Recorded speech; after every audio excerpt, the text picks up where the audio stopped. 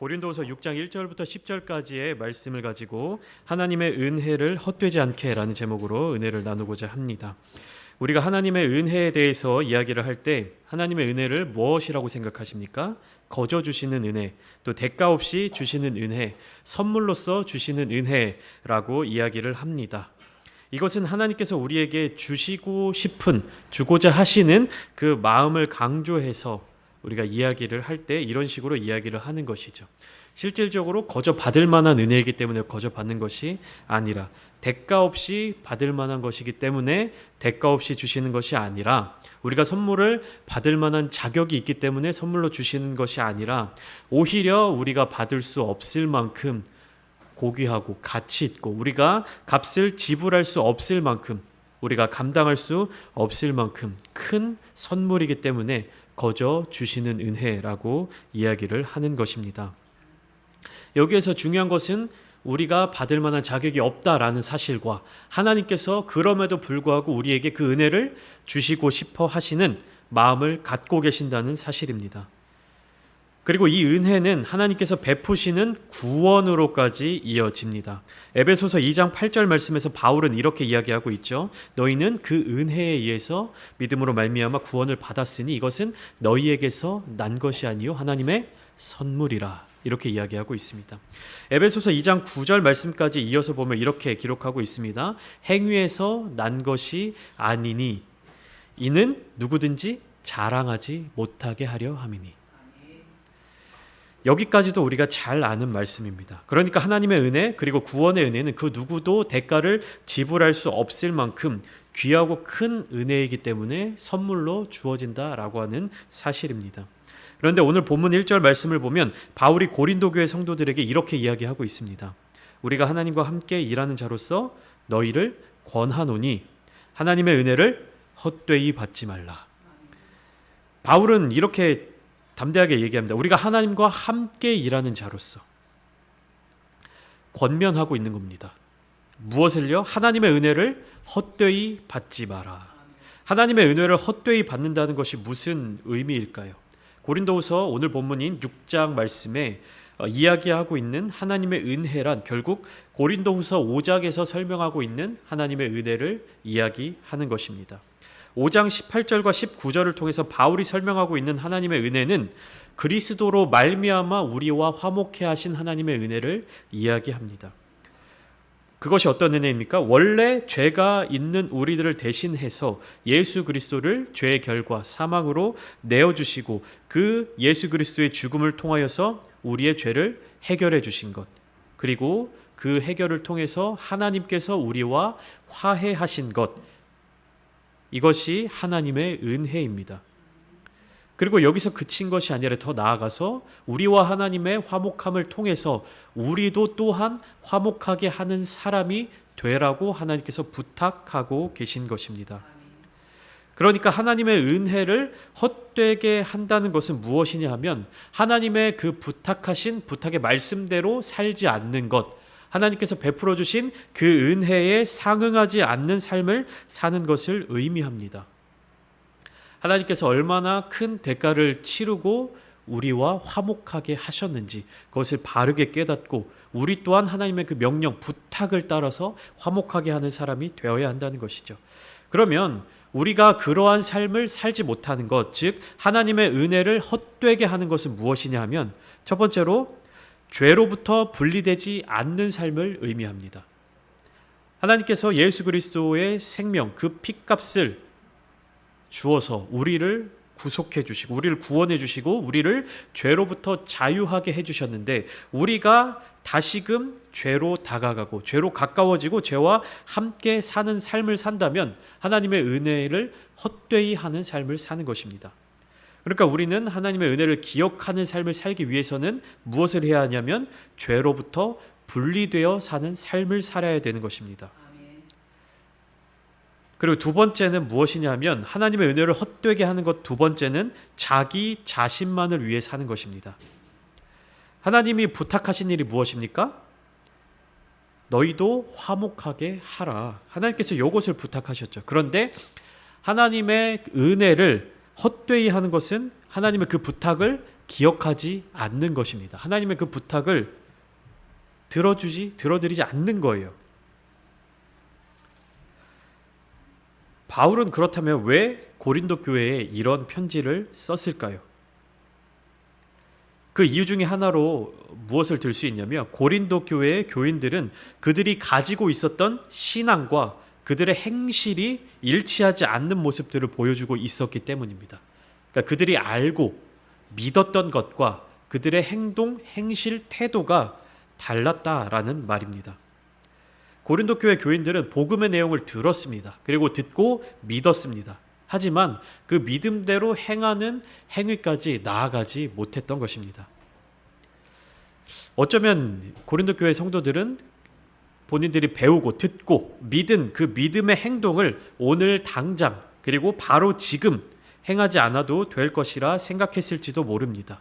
그러니까 알고는 있지만 믿었지만 그 믿음대로 살아가는 것을 내일로 다음으로 미루고 살았을지도 모르겠습니다. 무슨 말이냐? 우리는 알고 있으니까 우리는 이것이 진리인 것을 알고 있어. 우리는 이것이 복음인 것을 알고 있어. 우리는 배웠어. 배웠기 때문에 언제든지 그렇게 살아갈 수 있어. 그러니까 지금은 그렇게 살지 않더라도 언제든지 우리가 마음만 먹으면 어떻게 될 수 있다? 믿음의 행동으로 바꿔갈 수 있다. 이렇게 생각했을 것입니다. 그런데 바울은 고린도 교회 교인들의 이 생각을 지적하고 있는 것이에요. 너희가 믿은 대로, 너희가 아는 대로 어떻게 해야 되느냐? 지금, 오늘, 바로 바뀌어야 한다. 행실을 바꾸어 가야 한다. 그래서 본문 2절을 통해서 구약의 말씀을 인용하고 있죠. 2절 말씀을 보시면 내가 은혜 베풀 때에 너에게 듣고 구원의 날에 너를 도왔다 하셨으니 보라 지금은 은혜 받을 만한 때요 보라 지금은 구원의 날이로다. 바울은 하나님의 그 약속의 시기, 그러니까 은혜 받을 만한 때와 구원의 날이 언제라고 얘기하고 있습니까? 지금. 이렇게 선언하고 있습니다.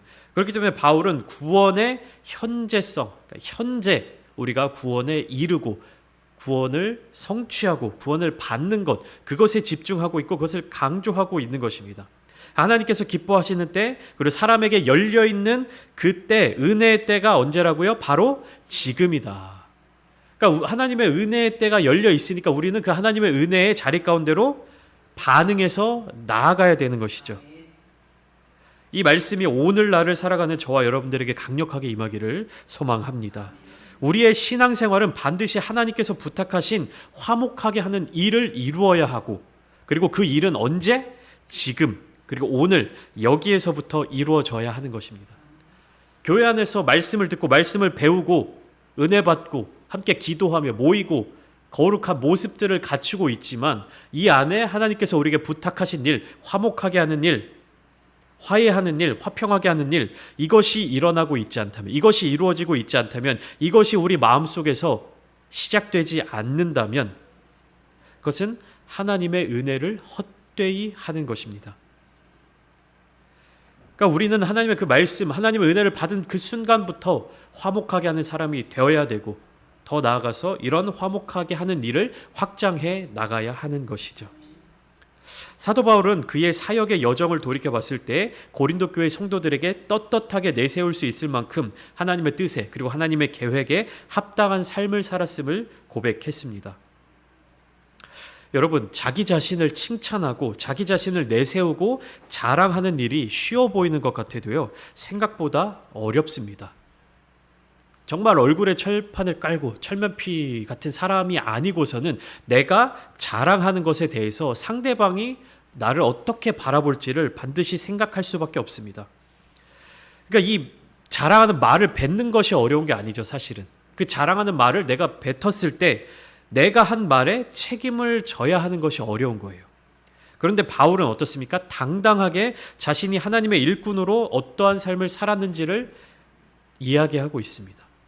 그러니까 하나님께서 자기에게 어떠한 사명을 주셨고 내가 하나님의 뜻에 따라 하나님의 말씀에 따라 어떻게 순종하며 살아왔는지를 고린도 교회 성도들에게 당당하게 이야기를 하고 있는 것입니다.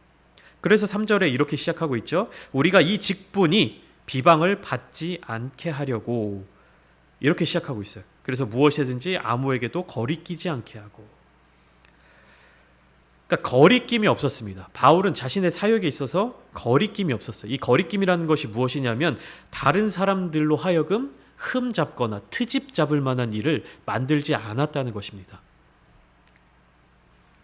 그렇다면 바울이 왜 거리낌을 받지 않게 했을까요? 앞에 나와 있죠. 3절 앞에 이 직분이 비방을 받지 않게 하려고. 그러니까 바울은 자신에게 주어진 이 직분이 비방을 받지 않게 하기 위해서 무엇이든지 아무에게도 거리끼지 않게 했습니다. 그러니까 누군가가 나를 흠잡을 일을 예방한 거예요. 왜? 나를 흠잡고 나를 비방하고 나를 비난하는 걸로 말미암아 어디까지 영향을 받게 되기 때문에 내가 감당하고 있는 이 직분에게까지 비방이 가기 때문에, 그렇기 때문에 바울은 자신의 삶을 정말 철저하게 다스렸던 것입니다. 여러분들은 이제 성도로서 이 교회 내에서 여러 가지 직분을 받고 살아가고 계시죠. 저는 목회자로서 목사라고 하는 직분과 더불어서 이것이 사회적으로 직업적으로 제가 가지고 있는 어떠한 저를 내세울 수 있는 하나의 직분이자 직업이자 저의 정체성입니다. 그런데 제가 목회자로서의 삶을 살아가는 것에 있어서 이 목회자의 삶과 따로 떨어져서 제 개인적인 삶의 모습 속에서 트집 잡을 것이 있고 흠 잡을 것이 있고 뭐 비난받을 만한 혹은 제가 도덕적이나 양심적으로 거리끼는 일들이 있다면 제가 욕을 먹는 게 아니라 무엇이 어떻게 욕을 먹습니까? 교회가 같이 욕을 먹고, 그러니까 목회자라고 하는 이것이 사회적으로 비난을 받게 되면 기독교가 함께 비난을 받게 되고 결국엔 그것이 하나님을 욕되게 하고 예수 그리스도를 욕되게 하는 것입니다. 그렇기 때문에 뉴스 기사라든지 이런 곳에 다양한 이제 목회자들의 모습이 나올 때 실질적으로 잘못한 것이 적을지라도 그것을 어떻게 사람들은 받아들입니까? 굉장히 크게 받아들여요. 동일한 잘못을 한다 할지라도 성직자나 목회자들이 한 잘못에 대해서는 더 크게 받아들이는 것입니다. 마찬가지로 우리가 기독교인으로서 살아갈 때에 세상 사람들과 동일한 기준, 동일한 잣대로 살아간다 하더라도 사람들은 우리를 바라볼 때 어떤 기준으로 판단을 합니까? 그리스도인. 그렇기 때문에 더 큰 비난과 더 큰 비판을 받게 되는 것입니다. 그래서 바울은 바로 하나님께서 맡겨주신 이 직분이 비방을 받지 않게 하려고 자기 자신을 통해서 아무런 거리낌이 없게 하였다라고 고백하고 있는 것입니다. 바울이 이야기하는 직분은 그리스도의 사도된 직분이라고 말씀드렸습니다. 이 바울의 사도성에 대해서 공격하던 사람들이 있었습니다. 이 사람들이 바울에 대해서 계속해서 문제를 제기하고 있었던 것은 무엇이냐면 하나님께서 바울에게 사도성을 부여해 줄 만한 그러한 조건이 있었는가? 하나님께서 바울의 사도 그 사역을 인정하셨는가? 이것을 계속 질문을 던졌어요. 바울을 향해서 하나님께서 네 사역을 인정하셨냐? 하나님께서 당신 사역을 인정하셨습니까? 이 질문을 계속 이렇게 하고 있는 것입니다. 그런데 바울에게 있어서 문제는 하나님이 인정하시느냐 아니냐가 중요한 게 아니었어요. 그러니까 사람들의 시선은 무엇을 보고 있는 겁니까? 바울을 바라보면서 바울이라는 사람이 하나님의 인정을 받는 사람이었는가? 하나님의 인정을 받지 못하는 사람이었는가? 근데 겉으로 보니까 당신의 행실을 보니까 당신의 외모를 보니까 당신은 하나님의 인정을 받지 못했다라고 계속해서 공격하고 있었죠. 그런데 바울은 하나님의 인정하심에 집중한 것이 아니었어요. 그렇기 때문에 자신의 겉으로 드러나 있는 외적인 모습, 외적인 형태, 외적인 형상을 가꾸려고 노력하지 않았습니다. 바울이 가지고 있었던 문제는 뭐냐면 내가 진정 그리스도를 따르는 사람인가에 집중하고 있었습니다. 그러니까 하나님께서 사도 바울에게 사도로서의 사명을 주셨는데 바울은 하나님이 나를 인정하시는가를 집중한 것이 아니라 내가 먼저 그리스도를 정말 따르는 사람인가? 내가 정말 이 사도로서의 직분을 감당할 수 있는 사람인가? 내가 하나님의 그 명령, 하나님의 부탁을 정말 잘 감당하고 그 뜻에 순종하며 살아가고 있는 사람인가? 그것에 집중하고 있었습니다. 내가 정말 하나님의 은혜를 아는 사람이었는가? 내가 정말 십자가의 은혜로 살아가는 사람이었는가? 정말 그 은혜를 알고 그 은혜를 잘 받으며 살아가는 사람이었는가? 바울은 이것에 집중했어요. 그러니까 다른 사람들이 나를 어떻게 보든지 간에, 나의 모습이 어떻게 나타나든지 간에, 내가 스스로 생각할 때, 내가 스스로 판단할 때 나는 정말 하나님의 은혜를 잘 아는 사람이었는가? 나는 정말 십자가의 은혜를 붙들고 사는 사람이었는가? 내가 정말 그 은혜를 잘 받으며 살아가는 사람이었는가? 제가 은혜를 갚는다라는 표현을 사용하지 않았습니다. 바울은 어떤 사람이었냐면 1절 말씀처럼 하나님의 은혜를 헛되이 받지 않으려고 치열하게 애쓰는 사람이었어요. 그러니까 하나님께서 주신 은혜를 갚으려고, 그 은혜에 보답하려고 이렇게 노력했던 사람이 아니라 하나님이 주신 은혜를 헛되지 않게 잘 받기 위해 노력했던 사람이었습니다. 그러니까 갚을 수 없는 은혜라는 것은 이미 알고 있었어요.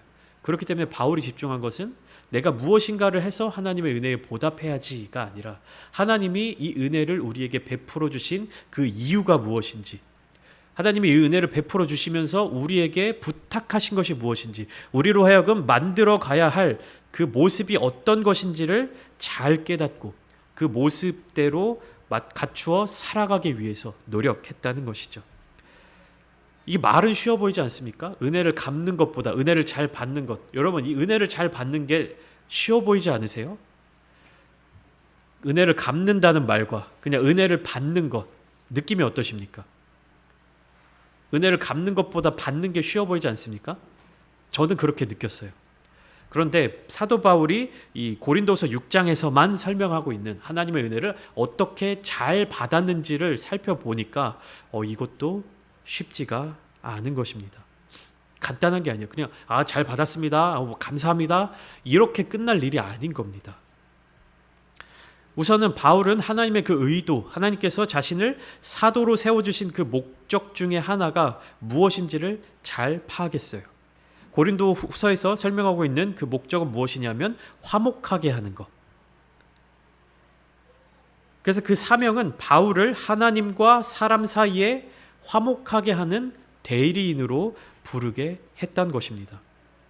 그래서 바울은요, 고린도 후서뿐만 아니라 다른 서신서의 많은 부분에서 화목, 그리고 화해, 화합에 대한 메시지를 전달하고 있습니다. 바울의 평생의 사명을 요약한다면 바울은 화목하게 하는 메시지를 선포했다라고 말할 수 있을 것입니다. 그래서 바울의 화목하게 하는 이 사명에 관해서 말할 때 중요한 몇 가지 사항이 있었어요. 바울은 하나님의 그 부탁하신 부탁의 말씀을 듣고 순종하며 그것을 실천해 나갈 때 중요한 몇 가지 사항을 꼭 지키면서 살아갔는데요. 그것은 무엇이냐면 첫 번째로는 하나님께서 화목하게 하셨다. 하나님께서 먼저 화목하게 하셨다. 그러니까 하나님께서 화목하게 하신 것을 기억한 거예요. 무엇으로 화목하게 하셨습니까? 하나님께서? 누구로? 누구를 제물로? 예수 그리스도를 제물로. 예수 그리스도를 내어 주심으로 하나님께서 손을 내미셨잖아요. 하나님께서 피해자신데, 사람이 가해자고 배반자고 배신자인데 하나님께서 예수 그리스도를 내어 주심으로 말미암아 화목하게 하는 일을 시작하셨습니다. 바울은 이것을 기억했어요. 그렇기 때문에 어떠한 사역을 계속 이루어 나갔냐면 나의 능력, 나의 힘을 내세우지 않고 교만하지 않을 수 있었습니다. 우리가 화목하게 된 것, 우리가 화평을 누리는 것, 우리가 은혜를 받는 것, 우리가 구원에 이루는 것은 다 누구로부터 시작된 것이다? 하나님으로부터 시작된 것이자 하나님의 뜻에 따라. 그리고 두 번째, 단지 사도나 유대인만이 아니라 모든 사람이 하나님과 화목해야 한다. 그 자신을 이방인의 사도라고 이야기를 하잖아요. 그러니까 정해져 있는, 그때 당시 유대인들은 무엇입니까? 선민사상, 택함받은 백성이다라고 하는 그런 자부심을 가지고 살아갔습니다. 그런데 그런 제한을 두지 않고 모든 사람들이 하나님과 화목하게 하는 것, 이것이 바울이 가지고 있었던 두 번째 중요한 사안이었습니다. 그리고 세 번째는 무엇이냐면 바로 예수님께서 이 화목을 위한 대리인이다라는 사실이에요. 하나님께서 화목하게 하신 일을 시작하셨고 예수 그리스도께서 이 화목을 위한 대리인이다라는 사실을 항상 인지하고 있었고 그 사실을 가지고 화목하게 하는 사역을 펼쳐 나갔던 것입니다. 그러면 무엇이 빠지는 겁니까? 내가라고 하는 게 빠지는 거예요.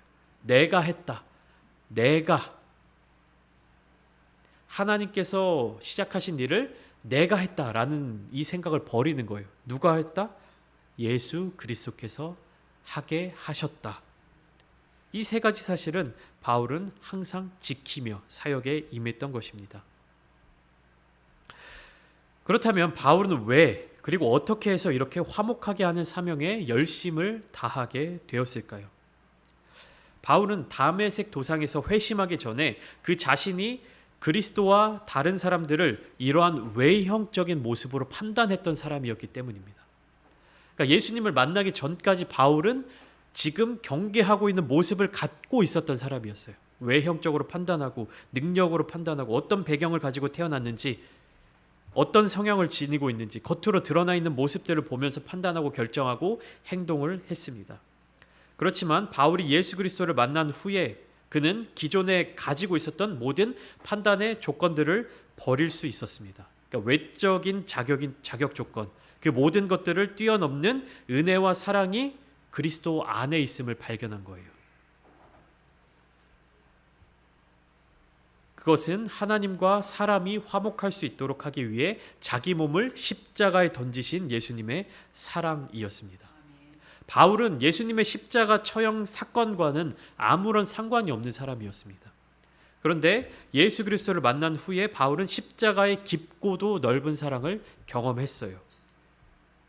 예수님 십자가에 달리실 그때 그곳에 바울은 예수와도 십자가와도 아무런 상관이 없던 사람이었지만 예수님을 만나고 난 후 예수님의 그 사랑이 바울의 삶을 강하게 사로잡게 되었습니다.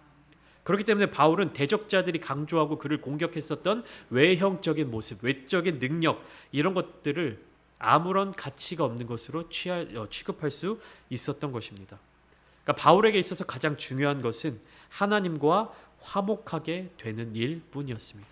이것을 통해 바울은 새로운 피조물이 되었다라고 고린도후서 5장 17절에 고백하고 있는 것입니다.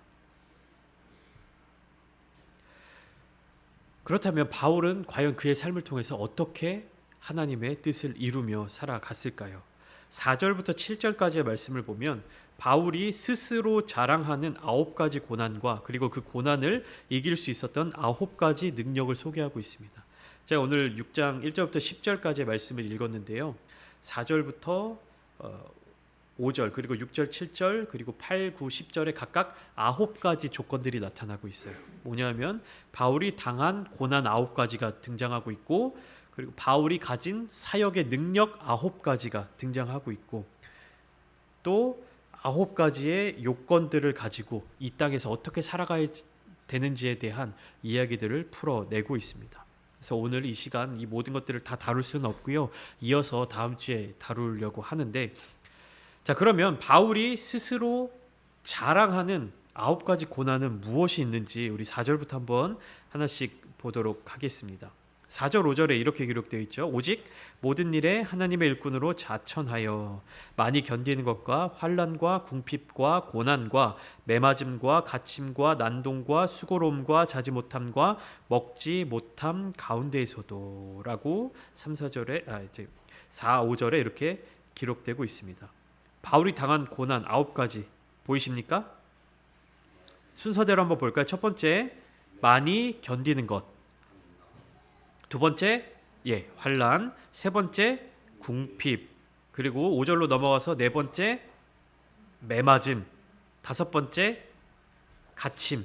여섯 번째, 난동. 일곱 번째, 수고로움. 여덟 번째, 자지 못함. 아홉 번째, 먹지 못함. 이렇게 해서 9가지를 세 가지로 나눠서 또 구분을 할 수 있습니다. 뭐냐면 많이 견디는 것과 환난과 궁핍은 일반적인 고통을 의미합니다. 그래서 사람들이 살면서 일반적으로 겪을 수 있는 고통과 고난들. 그리고 5절에 나와 있는 처음 세 가지 매맞음과 갇힘과 난동은 인간적인 고통이에요. 바울이 인간적으로 겪었던 고통과 고난. 그리고 일곱 번째, 여덟 번째, 아홉 번째 고난이 있는데 이것이 중요합니다. 이것이 뭐냐면 바울이 스스로 자초한 고난이라는 거예요. 수고로움과 그다음에 자지 못함과 먹지 못함과 이 세 가지는 바울이 하나님의 뜻을 따라 하나님의 은혜를 헛되이 받지 않기 위해서 스스로 감당하고 스스로 자초한 고통이라는 겁니다. 그러니까 우리가 그냥 성경을 쭉 보면 이런 일들이 있었구나라는 생각을 갖고 있는데요. 주석을 보고 성경을 좀 더 깊이 들어가고 해석을 해보면 많은 성경학자들이 뭐라고 얘기를 하냐면 그 앞에 있는 6가지 고통과 고난들은 바울이 사역을 하고 여행을 하고 다양한 일을 겪다 보니까 어쩔 수 없이 겪은 고통과 고난들이었다고 합니다. 복음을 전하고 오랜 여행길을 걷고 하는 데 있어서 어쩔 수 없이 겪은 고통들이었다라고 하지만 그 수고로움과 자지 못함과 먹지 못함은 무엇이냐면 바울이 좀 더 하나님의 은혜에 가깝게 나가기 위해서 스스로 결정한 고통이라고 하는 것입니다. 수고로움 어떤 것입니까? 하나님의 말씀을 더 깊게 듣기 위해서 하나님의 뜻에 합당한 삶을 살기 위해서 하지 않아도 될 일을 하고 감당하지 않아도 될 일들을 감당하는 것. 감히 비교할 수 없지만 오늘 우리들의 삶으로 한번 비교를 해볼까요? 여러분들 주일날 시간을 내어서 이곳에 나와서 함께 예배드리고 하나님께 기도하고 하나님을 찬양하고 이런 모임을 갖고 있지 않습니까? 이런 것도 우리에게 있어서 작은 수고로움이죠. 하나님을 알지 못하고 예수님을 믿지 않는 사람들은 지금 이 시간 주말 얼마나 편히 쉬고 또 즐거운 일들을 하고 가족끼리 여행도 다니고 자기가 하고 싶은 일들을 하잖아요. 그런데 우리 믿는 그리스도인들은 어떻습니까? 이러한 수고들을 감당하는 것이죠. 그리고 자지 못하는 고통이 있습니다. 이것은 뭐냐면 그냥 잘 수 있는 상황이 아니어서 못 잔 것이 아니라 자는 시간을 줄여가면서 하나님께 더 기도하는 것. 우리 그렇지 않습니까? 새벽 예배 나오고 철야기도 심야기도 하고 우리가 쉴 수 있는 시간, 잠을 자는 시간, 개인적인 시간을 아껴서 더 하나님께 간절한 마음으로 나아가는 모습을 이야기하고 있는 것입니다. 그러니까 잘 수 있는 상황이 아니어서 못 잔 것들도 있었겠지만 바울은 내가 잠을 잘 수 있었지만 그리고 잠을 자야 될 상황이었지만 그 시간을 아끼고 그 체력을 쪼개서 하나님 앞에 기도하며 하나님의 뜻을 구하는 시간을 가졌다라는 고백입니다. 예수님께서 공생의 사역을 하시면서 십자가에 달리시기 전까지 어떠하셨습니까? 밤 늦게까지 사역을 마치시고 새벽까지 밤늦게 하나님 앞에 기도하러 산에 올라가셨죠. 아침 일찍 새벽 일찍 하나님 앞에 나아가서 기도하셨죠. 그것을 기억하시면 됩니다. 먹지 못함도 마찬가지죠. 먹을 음식이 없어서 못 먹었을 경우도 있었겠지만 그는 하나님 앞에 간절한 마음으로 금식하며 나아갔던 때가 많았을 것입니다. 나의 육신의 만족, 육신을 충족시키는 그런 모든 것들을 포기하고 내려놓고 하나님 앞으로 간절한 마음으로 나아갔던 것이죠. 근데 이 바울이 당한 고난과 고통에 대해서 바울은 이 고통 때문에 내가 너무 힘들었다. 내가 너무 이 고통이 지긋지긋하다. 이렇게 이야기하지 않고 있습니다. 바울은 이 고통과 고난들을 자랑하고 있는 거예요. 바울은 이것을 자랑할 수 있는 사람이었던 것입니다. 이러한 고난을 통해서 이러한 고통을 통해서 내가 하나님의 은혜를 헛되이 받지 않았다. 다음 주에 함께 나누시겠지만 이제 6절과 7절 말씀에 바울이 가진 사역의 힘, 사역의 능력에 대해서 또 9가지를 고백하고 있는 것이 있어요. 그러니까 내가 이 9가지 고난을 당했지만 이 고난이 나에게 있어서 나의 삶을 포기하고 하나님의 뜻대로 살아가는 것을 포기하는 그런 결정을 내리는 것이 아니라 오히려 더 나아가서 나에게 이 사역의 능력을 풍성하게 부어주시는 하나님의 은혜를 경험했다라고 고백을 하는 것입니다. 우리가 사역하는 사역의 동기, 우리가 신앙생활하는 신앙생활의 힘이 되는 것은 나에게서부터 시작되는 것이 아니에요. 하나님께로부터 오는 것입니다. 내가 신앙생활을 하는 것, 내가 하나님의 말씀에 순종하면서 살아가는 것은요, 하나님이 주시는 능력과 하나님이 주시는 힘을 의지해서 나아가야 되는 것이에요. 그렇기 때문에 하나님의 뜻이 무엇인지, 하나님의 마음이 어디에 있는지, 하나님의 그 사랑이 어디를 향해 있는지 우리가 계속해서 간구하며 바라봐야 되는 것입니다. 그리고 그것을 하나님께서만 우리에게 주실 수 있다는 사실을 깨달아야 하는 것입니다. 여러분, 우리에게 풍성하게 부어지는 하나님의 은혜가 너무나도 가득하게 넘치고 있는데 우리는 과연 이것을 헛되지 않게 받고 있습니까? 하나님의 은혜가 우리의 삶을 충만하게 장악하고 계시는데 과연 우리는 하나님의 은혜를 헛되지 않게 받고 살아가고 있습니까? 우리가 그동안 알지 못해서 하나님의 은혜를 헛되이 소모했던 그런 일이 있다면 오늘 이 시간 말씀을 통해서 또는 기도의 자리를 통해서 하나님, 우리가 하나님의 은혜를 헛되이 받지 않기를 원합니다. 하나님의 마음을 알고 하나님의 사랑을 깨닫고 하나님의 뜻이 있는 곳에 우리의 뜻을 모두어서 하나님을 기쁘시게 해드리는 삶을 살아가겠습니다.